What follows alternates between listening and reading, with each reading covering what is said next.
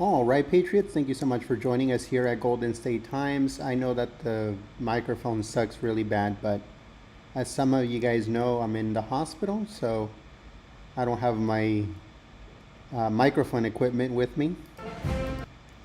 But please share the live stream and don't forget to click the thumbs up button. It should start very soon. As soon as we get the green light to switch over to inside of the Oval Office, we'll be switching over. It should start very soon, and don't forget to share the live stream. Thank you.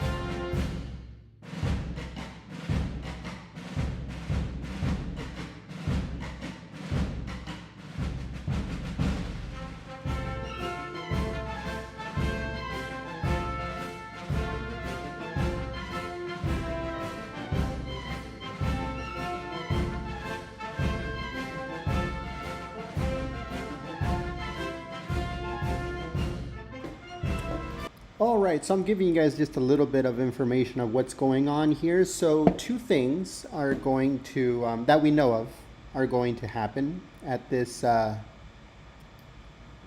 event. So the first thing is that he's going to rename the Department of Defense back to the Department of War. That's the first thing. Whoops, sorry about that. And then the second thing is that President Trump is going to announce that he is going to move Space Command from Colorado to Alabama. So those are the two things that we know that are going to be discussed at this Oval Office press conference. And he's also going to talk about Modi. I don't know if you guys saw the report on Golden State Times that Modi is partnering up with Xi of China and Putin. They're making a new little axis there. And Trump is very angry about that because Modi already told Trump that they are not going to stop buying Russian oil. They said India will not stop buying Russian oil. So let's see what President Trump has to say about Modi. Stay tuned for that. Make sure you share the live stream. Click the thumbs up button. We apologize, but President Trump, whenever he's ready, he's ready. And really not much we can do about that. When he says he's ready to go, then we'll switch over to the Oval Office. Thank you so much.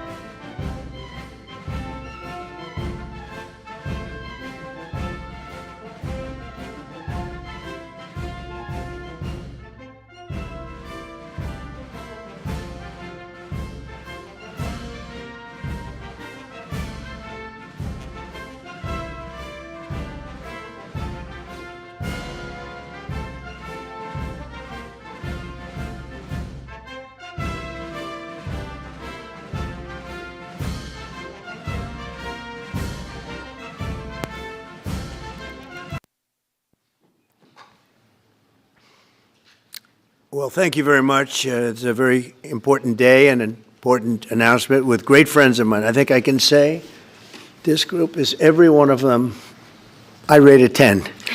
I can't always say that, even if they're Republicans, and these are Republicans, great Republicans. I want to thank you all for being here for this important announcement, 7 years in the making. As you know, this has been going on for a long period of time, and I am thrilled to report that the U.S. Space Command headquarters will move to the beautiful locale of a place called Huntsville, Alabama, forever to be known from this point forward as Rocket City.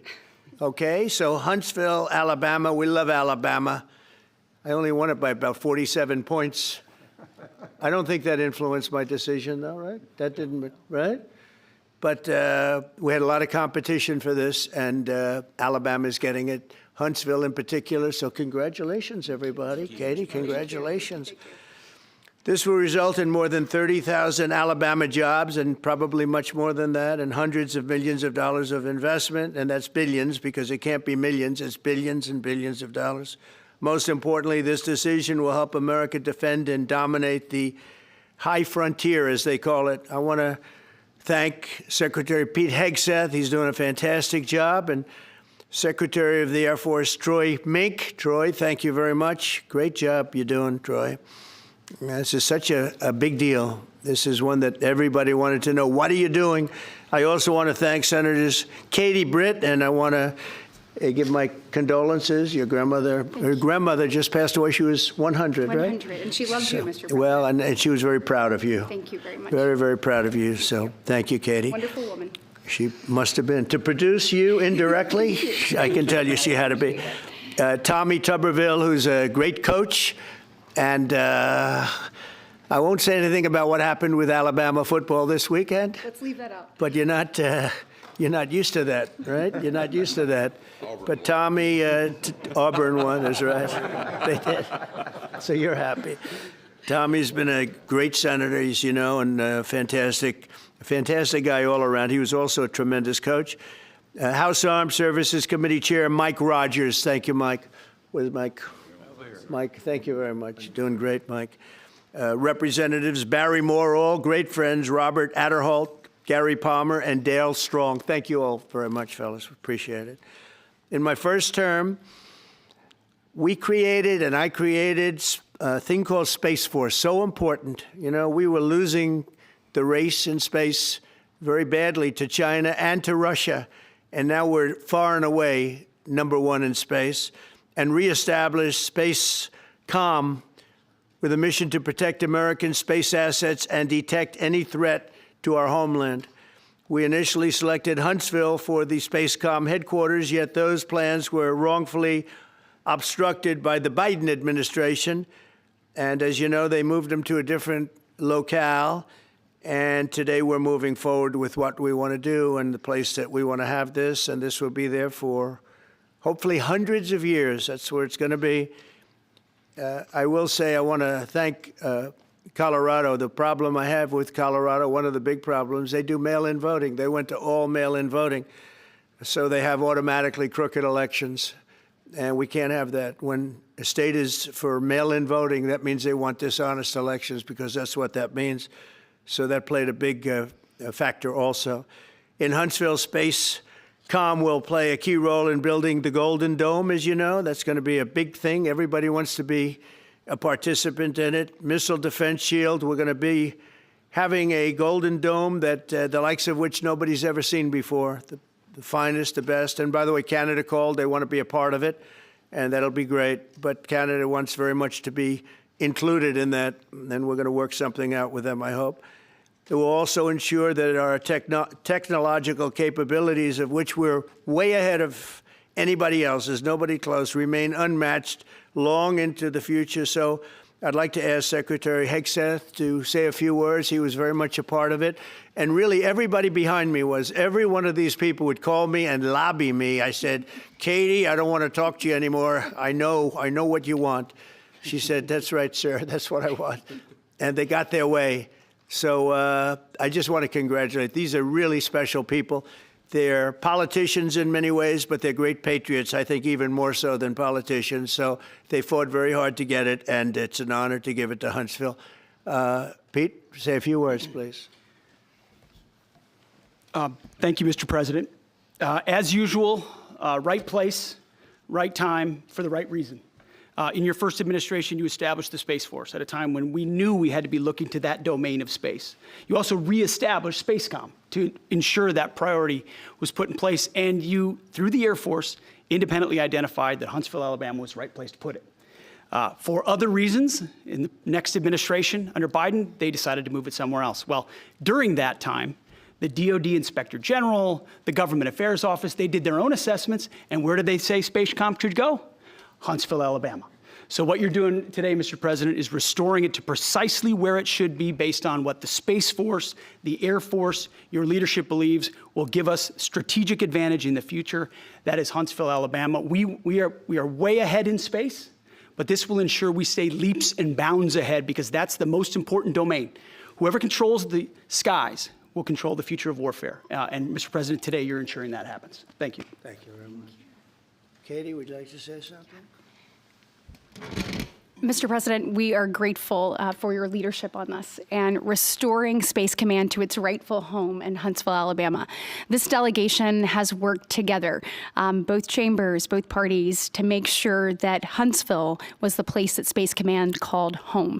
As was mentioned, obviously the Biden administration chose to make this political. What we want to do is put the safety and security of Americans first. We want to make sure that our war fighter is put first, and we want to make sure that America continues to lead. And today, Mr. President, you've allowed that to happen. Thank you. Thank you very much.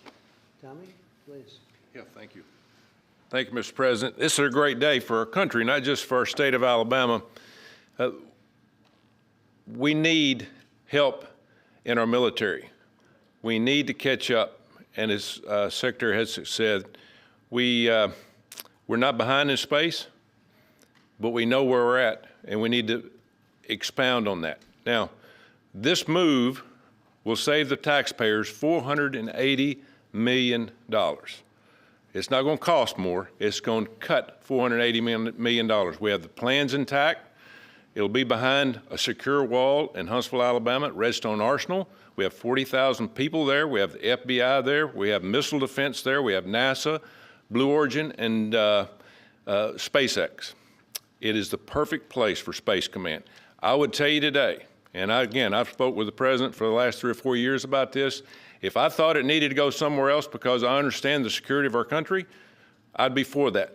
But the best place for Space Command is Huntsville, Alabama, because what we have and what it means to this country is going to be so important. So thank you, Mr. President, for this, and we look forward to building a huge Space Command and having the Donald J. Trump Space Command Center in Huntsville, Alabama. Absolutely. Hear, hear. JD, would you like to say something? Sure. Well, Mr. President, thank you. I'll be very brief here. I lobbied the president hard to put it in Ohio, but he said these people behind us, these Alabamas, are just too powerful and too persuasive. And so it's in Alabama, but as Tommy said, this is exactly the right place for Space Force and Space Command. I think Americans ought to appreciate the fact that you can't win the battle of the future unless you control the skies.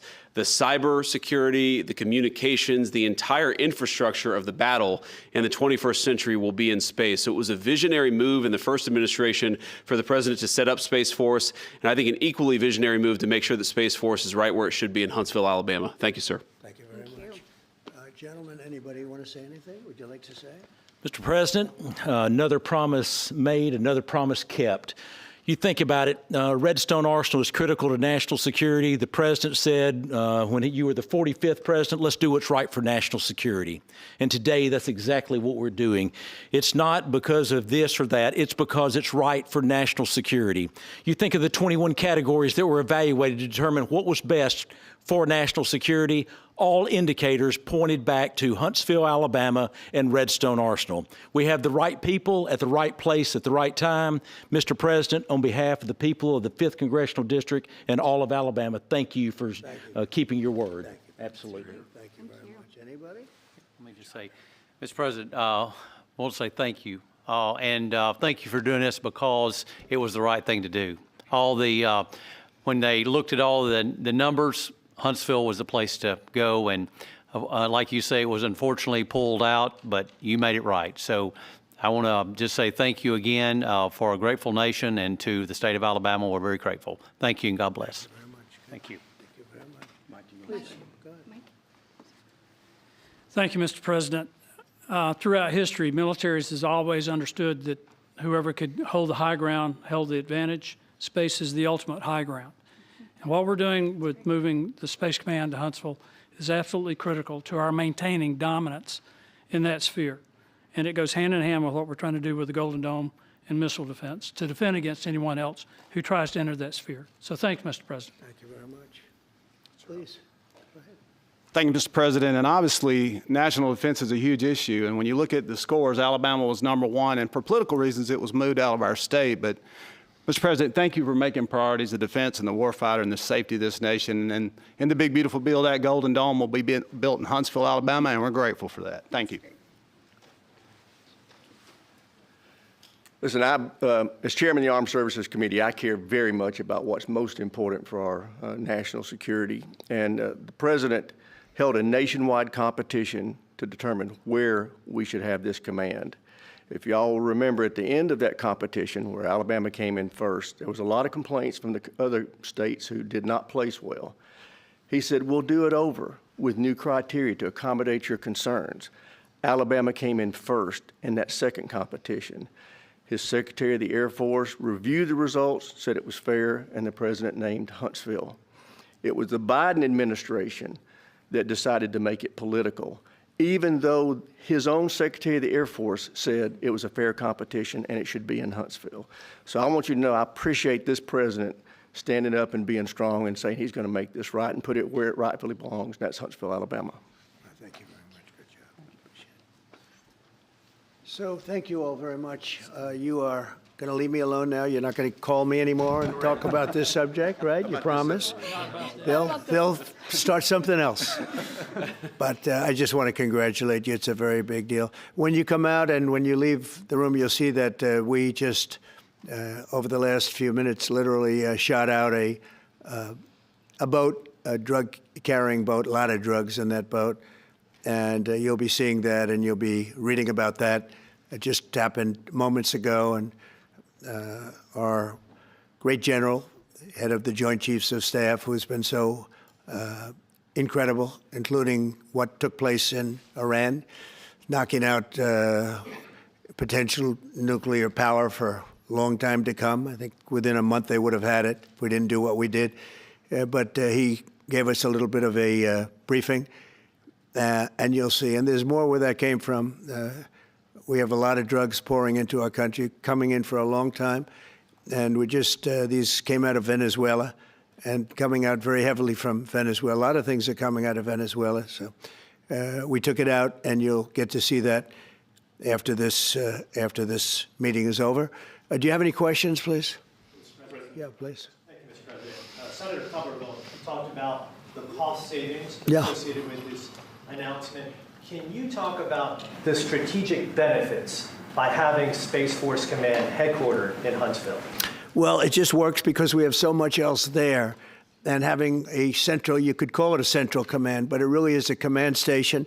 Also, even locationally, where it is, and when you think about flying distances, if you can save a half an hour as fast as some of these planes go and things go, and even the rockets go, if you can save by having the best location. So we went out, as you know, to experts, and we had 4 different groups of experts. They all said this was the best location.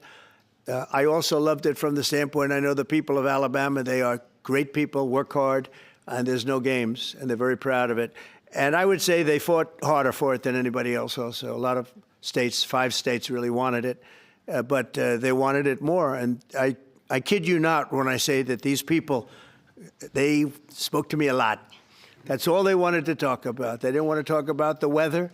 They only wanted to talk about moving to this location, moving to Alabama, Huntsville in particular. So we're honored to do it. They really wanted it badly, and they got it. Peter? President Trump, something completely different, but about a big viral social media trend over the weekend. How did you find out over the weekend that you were dead? You see that? No. People didn't see you for a couple days. 1.3 million user engagements as of Saturday morning about your demise. Really? I didn't see that. You know, I have heard, it's sort of crazy, but last week I did numerous news conferences, all successful. They went very well, like this is going very well. And then I didn't do any for 2 days, and they said, there must be something wrong with him. Biden wouldn't do them for months. You wouldn't see him. And nobody ever said there was ever anything wrong with him, and we know he wasn't in the greatest of shape. No, I heard that. I get reports. Now, you knew I did an interview that lasted for about an hour and a half with somebody, and everybody saw that was on one of your competitors. I did numerous shows and also did a number of truths, long truths, and I think pretty poignant truths. No, I was very active over the weekend. They also knew I went out to visit some people at the club that I own, pretty nearby on the Potomac River. And no, I've been very active actually over the weekend. I didn't hear that one. That's pretty serious stuff. I'm glad it's Well, it's fake news. You know, it's just it's so fake. That's why the media has so little credibility. I knew they were saying, like, is he okay? How's he feeling? What's wrong? I said, I just left. And it's also sort of a longer weekend, you know, it's Labor Day weekend. So I would say a lot of people know I was very active this Labor Day. I had heard that, but I didn't hear it to that extent. Go ahead, Peter.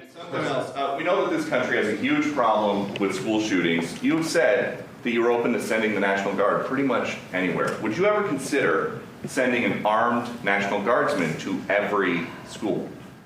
Well, we have a big problem with school shooting, but we also have thousands and thousands of schools that run perfectly. You know, they talk about you can do things construction-wise, and that's really, I think nobody knows more about construction than me. You can build the construction doors. You can build what they call safety doors, where they lock on the outside, the inside, and every place else. Well, but if one of these lunatics happens to get through, then the police can't get in. Then they're looking for keys all over the place, and it takes a lot of disadvantages to doing, you know, spending billions and billions of dollars and actually making it safer in some way for some of these lunatics that we're dealing with. But I don't think so. I've thrown out the concept. We have great teachers that love our children. The parents love the children. Teachers love the children too. And if you took a small percentage of those teachers that were in the military, that were distinguished in the military, that were in the National Guard, et cetera, and you let them carry, that's something that a lot of people like. I sort of liked it. It'd have to be studied, but they're trained. They know about weapons. You can't do it with every teacher because most teachers don't know, and you know. But I always thought that would be an alternative. But it just we've had a lot of instances. Other countries have also. They have different kinds of problems than we have, but we do have. There's something going on. And it's a bad thing. Yes, please. Have you spoken with President Putin in the past week? Have you spoken with President Putin in the past week? Yeah, I don't want to. I have learned things that will be very interesting. I think in the next few days you'll find out. Will there be any consequences if there isn't some type of announcement of a meeting with President Putin and President Zelensky? Yeah, and what could those consequences be? We're going to see what happens. We're going to see what they do and what happens. I'm watching it very closely. Last week, they lost 7,000, between the two countries, 7,313 soldiers, to be somewhat exact, for no reason whatsoever. And they're Russian and they're Ukrainian, but, you know, they're soldiers. I want to see it end. Yeah. Mr. President, have you decided you're definitely going to send National Guard troops to Chicago? I didn't say when, but the answer is, look, Chicago's very interesting because I watched Pritzker get up and say about, we don't need help, we're safe. But 2 weeks ago, they had 6 people murdered, and they had 24 people hit by bullets. Last week, as you know, it was 7 people, 24 people hit, and 7 people died. And then over the last 2 days, that was the crown jewel.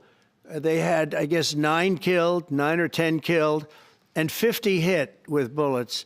And you have this governor get up, who's a terrible governor. Probably he and Gavin Newsom would be probably the 2 worst and most naive They're naive. Either they're naive or they're very untruthful. And he'll say, we don't want any protection. We don't need. So in the last 3 weeks, he's lost almost 20 people killed. There's no place in the world, including you can go to Afghanistan, you can go to places that you would think of. They don't even come close to this. Chicago is a hellhole right now. Baltimore is a hellhole right now. Parts of Los Angeles are terrible. If we didn't put out the fires, and I mean the other fires, the bullet fires, they didn't do a good job with it. They should have had the water coming down, like I said. You know, we had to release the water. We had to go in and release the water to LA. It's so badly run. But if I didn't send the National Guard into Los Angeles, I would be making an announcement today. I'd be talking about Huntsville, and I'd simultaneously be saying, by the way, the Olympics is not coming to Los Angeles. If we didn't do that, and even the sheriff, the top law enforcement person in Los Angeles said, we could not have handled it without them. So that's what he said. Make your mind up on Chicago, though? Well, we're going in. I didn't say when. We're going in. When you lose, look, I have an obligation. This isn't a political thing. I have an obligation. When we lose, when 20 people are killed over the last 2.5 weeks, and 75 are shot with bullets. So let me tell you a little story about a place called D.C., District of Columbia, right here where we are. It's now a safe zone. We have no crime. It's in such great shape. You can go and actually walk with your children, your wife, your husband. You can walk right down the middle of the street. You're not going to be shot, Peter. You're safe. Everyone likes you anyway. They probably wouldn't do it. But it's so dangerous. And there are people in this audience you've suffered greatly. There are people in this audience that have been mugged and hurt badly, and they don't want to talk about it. Maybe you were very brave in talking about it. You made quite an impression on a lot of people. I appreciate it. But there were other people in this room that have been hurt very badly just walking down the street in D.C. Washington, D.C. is a safe zone right now. It's a safe city. The restaurants are open. They're booming. You can't get a restaurant. New restaurants are announcing that they're going to be open.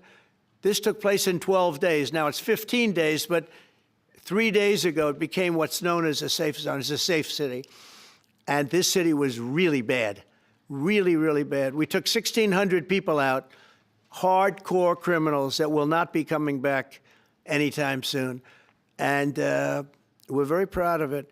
You know, to have our nation's capital lose every week, you know, it was like years, many years where every single week somebody was killed for many, many, many consecutive weeks. This went on for years.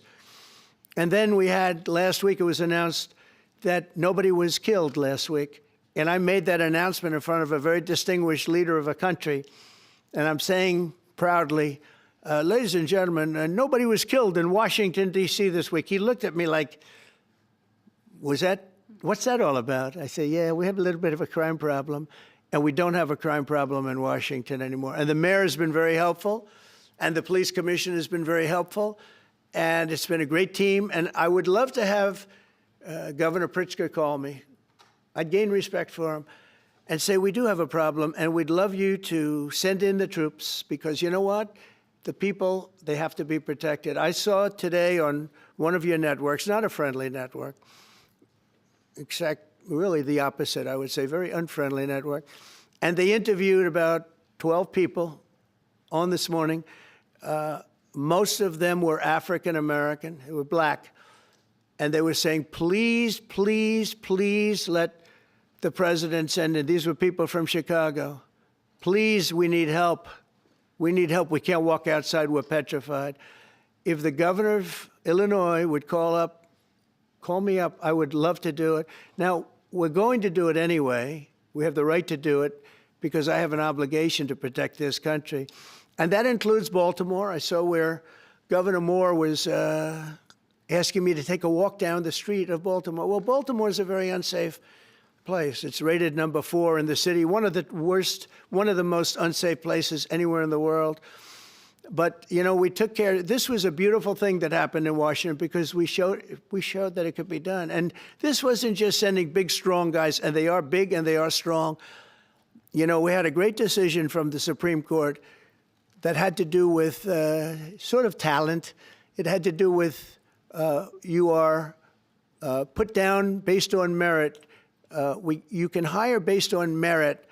So merit for a soldier or for a policeman is strong, physically fit, something, you know, having a certain ability, not a person that is woke and got the job through woke, but wasn't strong enough to lift a gun out of the holster, et cetera, et cetera. No, I looked at the police. As you know, last week I went over, we had a meeting with, there had to be 300 people, and they were all very impressive looking. And when the bad guys see them, they're not going to do a thing. And so I'm very proud of Washington. It serves as a template, and we're going to do it elsewhere. But Chicago is certainly going to be high. I would love to have him call. I would love the governor of Illinois. I'd be honored to take his call. All he has to do is say, sir, we need help. It's out of control. And everyone knows it is. He's not kidding anyone. I would love to have, I would say, Governor Moore call, because I watched him over the weekend trying to explain that Baltimore, what they need is housing. No, they don't need housing. They need to get rid of the criminals. These are hardcore criminals. You know, we took many people off the streets of Washington, D.C. They're hardcore. They're not going to be good. In 10 years, in 20 years, in 2 years, they're going to be criminals. They were born to be criminals, frankly. They were born to be criminals, and they're tough and mean, and they'll cut your throat, and they won't even think about it the next day. They won't even remember that they did it. And we're not going to have those people. Washington, D.C. is now a safe zone. It's a safe place. And you can walk, Katie, you can walk right down the street with, by the way, one of the biggest human beings I've ever seen, which is her husband. He was a football player for like 11 years in the NFL. He's a big person. But big doesn't mean anything when they have guns and when they have knives and everything else that they have, right? But you can walk right down the street, even by yourself, and you're totally safe. Washington, D.C. is a great thing. Yes, ma'am, please. Mr. President, as you're calling on Democratic leaders across the country to work with you on crime, do you see your efforts here in D.C., including, for example, working with Mayor Bowser here as a model for bringing more bipartisanship in matters not only with crime, but also issues that matter to everyday American people's lives? So Mayor Bowser's been great. She could have taken the thing, oh, well, and then after I clean it up, they'll take credit for it. You know what they do is they take credit. Like, we cleaned up Los Angeles. We did a great job there. And it was overwhelming what was going on. And again, the police chief made a statement that we could not have done, there's no way they could handle it. You saw what was happening out there. It was going to be a disaster. We stopped it cold. If we didn't do that, would have been a very sad day. And, you know, remember, we have the Olympics, we have the World Cup, we have all these things coming, and we have 250, all of these things coming. But I watched Newsom get up and say he's doing a great, he's not, we're the ones that did it, and that's okay, whatever it takes. But the main thing is, but he got up and said, we did it. Well, he didn't want us there, and he's going to need us again because it's starting to form again. I see it. It's starting to form again. You know, we have to maintain. It's like maintenance on an airplane. You can buy it, but you have to maintain it. And if you don't maintain it, a good plane becomes very unsafe very quickly. So it's an honor to do it. It's a lot of presidents wouldn't do what I'm doing. I don't need this heat. But when I watched television last night and I'm watching the news and I see that 9 people were killed in Chicago and 54 were badly wounded with bullets, I say, that's not this country. We have to do something. And I do say this, I say this very much. I'm not speaking to anybody but them right now.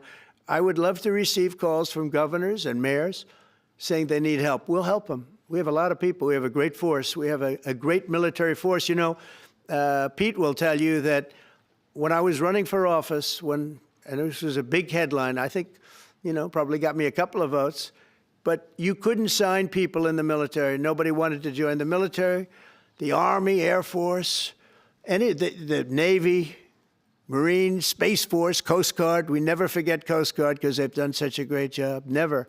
But nobody wanted to join any of them. We were way below what we wanted. Every single one.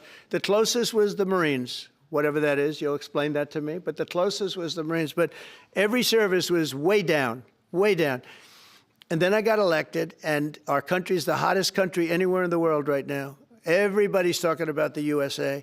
They're talking about the job that we're doing. Everybody. We have the best economy. We have a very, very important decision being made by the Supreme Court because our country is the richest, the strongest, the most powerful. But if for some reason some liberal court, I'm talking about the court that just ruled, where even an Obama judge voted in favor of us, which I gave him a compliment yesterday, as you know. I said that took great courage. But it's a liberal court, and it's going up to the Supreme Court, who I think have been incredible people. I think they've made very wise decisions. But the tariff question, because without the tariffs, this country is in serious, serious trouble. We've taken in almost $17 trillion of investment is coming in. Most of it is coming because of tariffs. And if for some reason somebody wanted to be politically correct, I actually think it's unpolitically correct. I think politically correct is to approve it because there's nothing so popular as what's happened to our country. Our country is doing so well. But we had a liberal court gave us a very shocking ruling, and that ruling is basically saying that the trillions of dollars that are pouring into our country, putting us in a position like no country is anywhere in the world, that they'd like to see us that taken away. By the way, a lot of the people behind that lawsuit, that particular, are from foreign countries. I might add.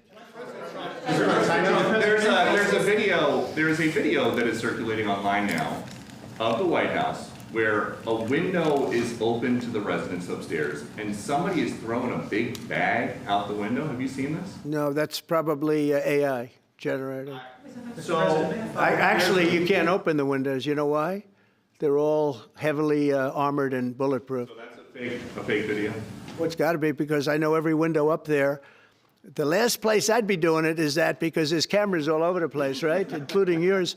No, but every window, I've never seen a window that's, in fact, my wife was complaining about it the other day. She said, love to have a little fresh air come in, but you can't. They're bulletproof. And number one, they're sealed. And number two, each window weighs about 600 pounds. You have to be pretty strong to open them up. No, that has to be, where was the window? Let me see.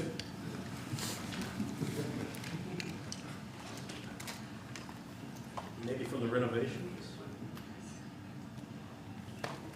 Which is the window? It looks like this is on the 15th Street side, I think. Yeah. So right here. Yeah, those windows are sealed. Those windows are they're all sealed. You can't open them. What you were saying regarding the federal. It's the kind of thing they do. And one of the problems we have with AI, it's both good and bad. If something happens really bad, just blame AI.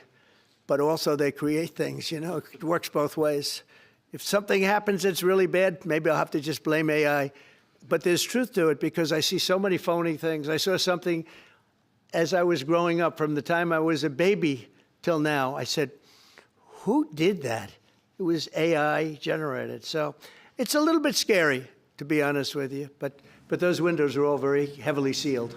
Thank you, Mr. President. I want to follow up with what you were saying regarding that federal appellate court that ruled against you and your administration as it relates to your ability. Well, they ruled against our country, the court, and they ruled against us before. It's a very liberal court. You called it highly partisan in your Well, it social certainly media is. posts. It certainly and in is. fact, it was along ideological lines, 7-4. Well, except that we actually got one of the Obama judges that was appointed by President Obama voted in favor of the tariffs because he felt it was imperative for our country to thrive and survive even.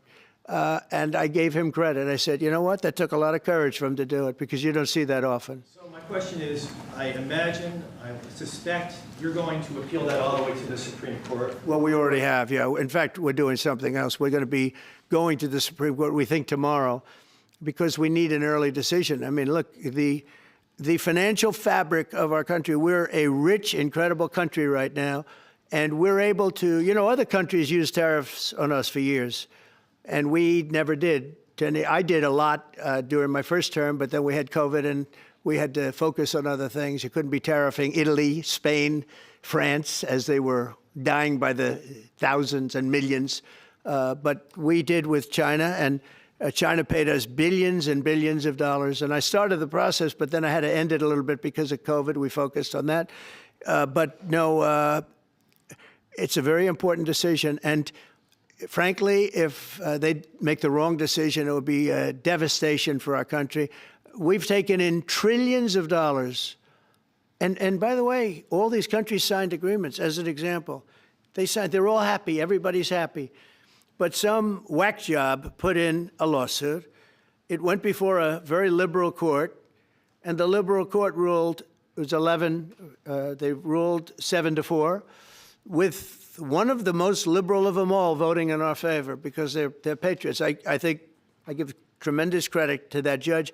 And now it's going to the Supreme Court. Now we're going to be asking for early admittance. We're going tomorrow, and we're going to ask for an expedited ruling because, when you look at the stock market's down today, the stock market's down because of that, because the stock market needs the tariffs. They want the tariffs. If you look at AI, all of those, all of that money that's going to be invested, trillions and trillions of dollars, the biggest thing, bigger than the internet, I suspect. It's the internet plus 3 or 4 other things combined. We are leading very substantially with AI. We're leading because of tariffs. We're leading because of talent, and this is where they'd like to be. But without the tariffs, we wouldn't have a chance because we wouldn't be able to protect those investments of the companies coming in. So if you took away tariffs, we could end up being a third world country.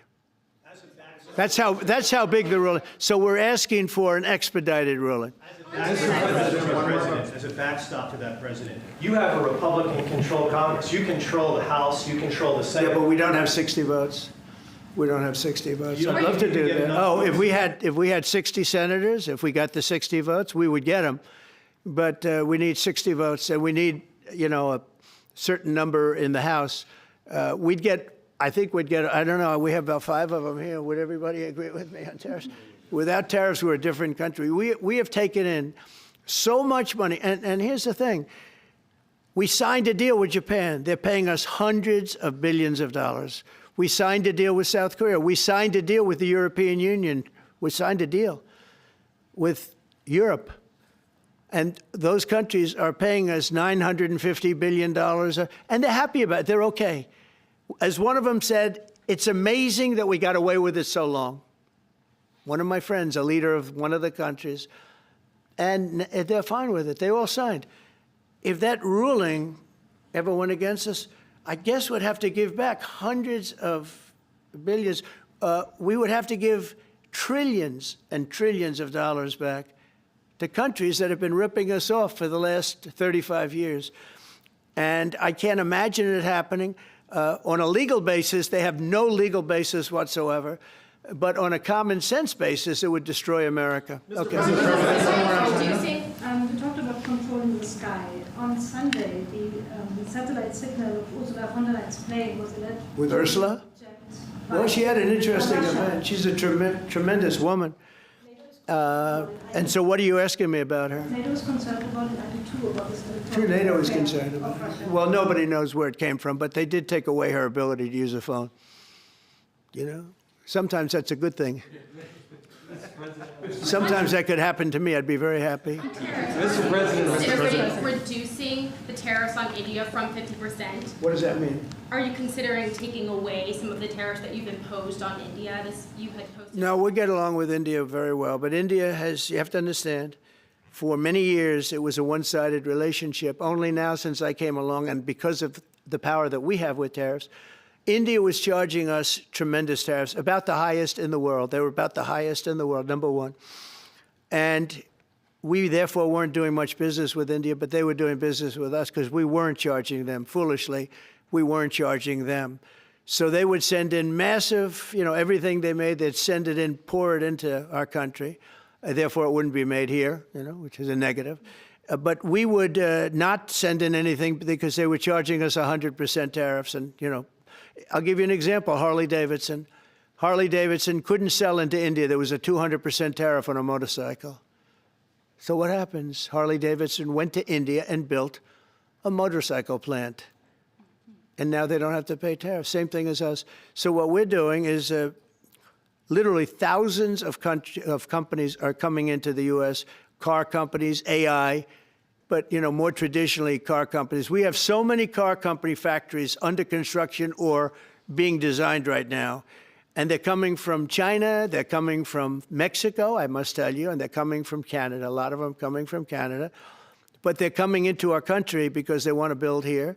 And they want to build here for two reasons. Number one, they'd like to be here. And number two, the tariffs are protecting them. And number three, they want to avoid paying tariffs. When they build their cars here, they don't have any tariffs to pay. You know, when you build here, you don't have any tariffs. Mr. President, Go ahead, in please. light of the Minnesota shooting last week, the Department of Homeland Security is now awarding more than $100 million to hundreds of faith organizations across the country to help them ramp up security. What's your vision for further protecting religious liberty across the country amid incidents of threats and So violence? religious liberty is so important, and we're talking about every religion now, and we're doing things on that nobody else has ever done, and we're going to be having a big announcement in about 2 weeks on that question. Yeah, please. On Space Command, sir, are you concerned that people may not be willing to relocate from Colorado to Alabama? No, I'm not worried. Then we'll get somebody else. Colorado. I mean, the problem with Colorado is they have a very corrupt voting system. Look, I have so many friends in Colorado. Anytime you have mail-in voting, you have corrupt elections. Very simple. It's very simple. Even Jimmy Carter said it with his commission. They set up a commission with him and Scoop Jackson and some people, highly regarded people. And they said the finding was, if you have mail-in voting, you will have corrupt elections. Well, your radical left governor decided that he was going to have all mail-in voting in Colorado. Once you have all mail-in voting, and for whatever reason, the Democrats cheat. And they cheat like, you know, they're not stupid. That's the only thing. They're no good on policy. They're no good on management. They're no good at government. But they're great at cheating. And they stick together, too. I give them credit for sticking together. Mr. President, please. Obviously, this is a big win for national security, moving this to Alabama. We all can agree with that. Big. Is there any idea of the economic impact this has on the state and on that local area?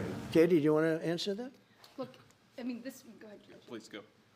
This is going to be tremendous. I mean, the state of Alabama, what we've seen through this process is the worst of Washington. We've seen politics get in the way of what is best for the warfighter, what's best for national security. And the state of Alabama is about to show the country the best among us. So we know the economic impact is going to be tremendous. There at Redstone Arsenal, we're proud to house everything from the FBI to headquarters there for material command to a number of things. We obviously have NASA with Marshall Space Flight Center, and so this naturally fits within. When you look at the decision matrix that they placed in front of us, that's why we ranked so high, is because we have the resources necessary and the ability to build out quickly to meet the needs in front of us. As far as economic impact, it would be tremendous. Does anybody have an exact number? 1,600 jobs. 3,000 spinoff. With 3,000 spinoff. Look at this. This is teamwork right here. So we are really proud, and the people of Alabama are ready to get to work. And I've got a housing question, if you could, just for a second, Mr. Yeah, President. please. Owning a home and going about the American dream seems like it's out of touch for a lot of Americans. Just recently, you pushed out a statement about addressing an emergency housing situation. That's right. We're thinking about doing that. Yeah, can you just... Well, we need a little help from the Fed. We have a man named Jerome Too Late Powell. You probably heard of him. He's too late. He's way too late. And the economy is so strong that it's pushing through that. Normally, it would have been much tougher, but we're doing so well that we're pushing through it. But it makes it very hard for people to get mortgages because too late is too late. Very simple. He's too late.